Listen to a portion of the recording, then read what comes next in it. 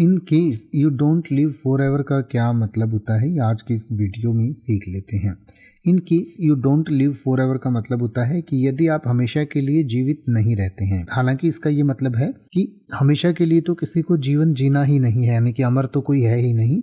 तो उस केस में आपको क्या करना चाहिए ये आपसे कहा जाता है। जैसे कि आप ये कहें कि यदि आप हमेशा के लिए जीवित नहीं हैं तो हर पल का सदुपयोग करें।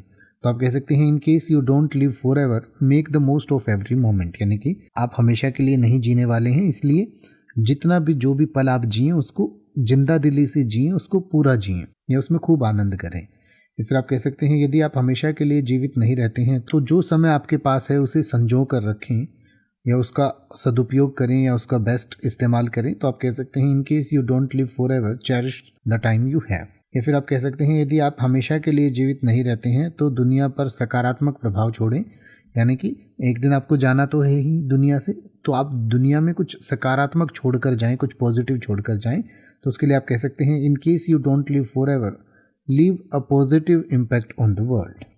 अब आप ऐसे ही किसी भी वर्ड का मतलब हिंदी और इंग्लिश में YouTube पर सर्च कर सकते हैं। आपको मेरी वीडियो मिल जाएगी जिसमें आप बिना किसी फालतू बकवास के सीधा उस वर्ड का मतलब समझ पाएंगे। तो ऐसी ही वीडियोस को देखते रहने के लिए चैनल को सब्सक्राइब करें और बेल आइकन को प्रेस करें।